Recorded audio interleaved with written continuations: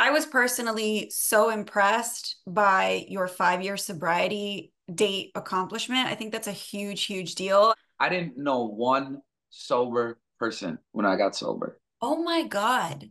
I didn't know one sober person. I had never attended an AA meeting. I had never tuned in to listen to people's stories about drugs.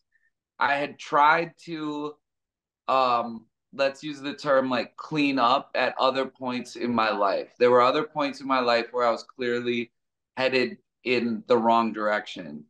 And when I was trying to do that, um I didn't make the connection that I needed to make to really do that. I mean, there was two really big like genesis moments of why I had to completely get sober. There was two big moments. I mean, one and undoubtedly the biggest was that like it almost took my life. You know, like I really got a second lease on life. Um, I was on a 10-day bender after a extremely, extremely hard, very scrutinized breakup that bled into the media and all kinds of things. And I went on like a literal 10-day bender, maybe spending 12 hours in that period going to sleep. It was like really pushing it to the limit. And I mean, it really, really happened where my eyes like rolled into the back of my head, and I came out of that being like, I just got my second lease on life, and like for real this time. Yeah. Um, that was when I completely cold turkey didn't go to a rehab center. Just within myself was like, that is not my legacy. That is not my journey. So You know, you detoxed yourself? 100%. Yeah. Is that horrible? Yep. There's no other way around it. Like, yeah, it was. Within 24 hours of myself sobering up, I made the conscious decision to say, I'm going out tonight. And I'm not only going to go out tonight, I'm going to go out every night for the next month. And I'm going to go to all the places that I would go to. And I'm going to hang out with all the friends that I would hang out with. And I'm going to stay up until the spot closes with all my friends. And I'm going to be sitting there and I'm going to be drinking a Shirley Temple, right? And I'm going to have more fun than all these people. And that's the way that I looked at it, and that is why I am able to be 5 years sober, because I immediately broke down the wall of saying being sober means having less fun. I felt shame from the first line of cocaine I did. I felt shame and I became an addict in that exact moment. I knew the first line of cocaine that I did, I was like, this is going to kill me one day. This is going to be the way I go out, right? A lot of people, this is how cocaine works. First times you're doing cocaine, you're at a party, it's fun. You're at the table with 10 people around you, like, damn, this is kind of crazy. I feel wild. I want to talk your ear off.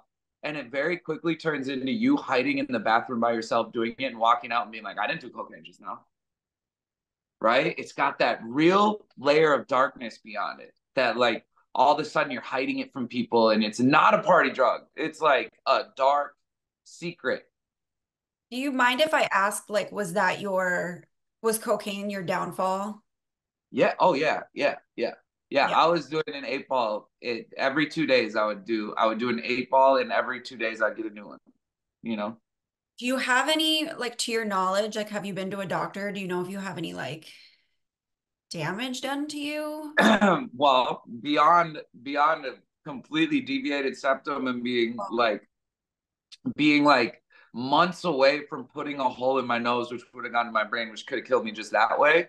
Beyond like having severely affected serotonin levels, stuff like that, and extreme like body dysmorphia, from it, and stuff like that, image issues and stuff like that. Like, It's interesting. beyond that, like not like diagnosed symptoms of other things, but definitely those things. I wanted to circle back because you mentioned that you sort of were on this bender as a result of a breakup. Mm-hmm. Which breakup was that?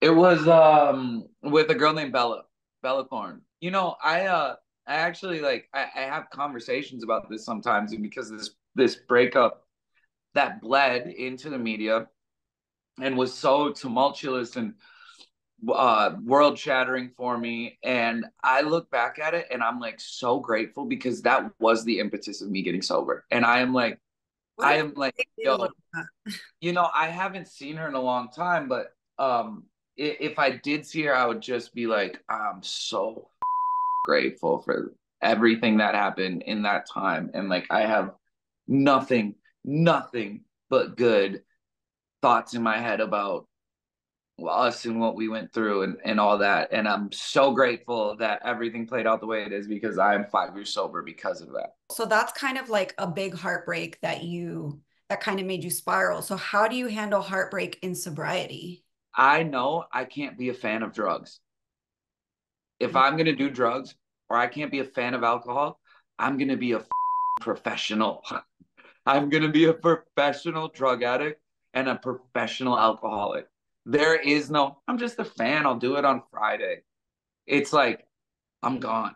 Yeah. I'm professional and I will keep up with the pros. I'll be in the gutter in 1 week, you know? And so like I just know that. So that's the end that whole thing is to just really understand like and I think that's like a great statement that I like to make to people is be like, yo, like you're sitting in this position for a reason. Like, listen, if you can be a fan of drinking and you can be a fan of doing drugs, I'm not going to sit in front of you and be like, don't you dare.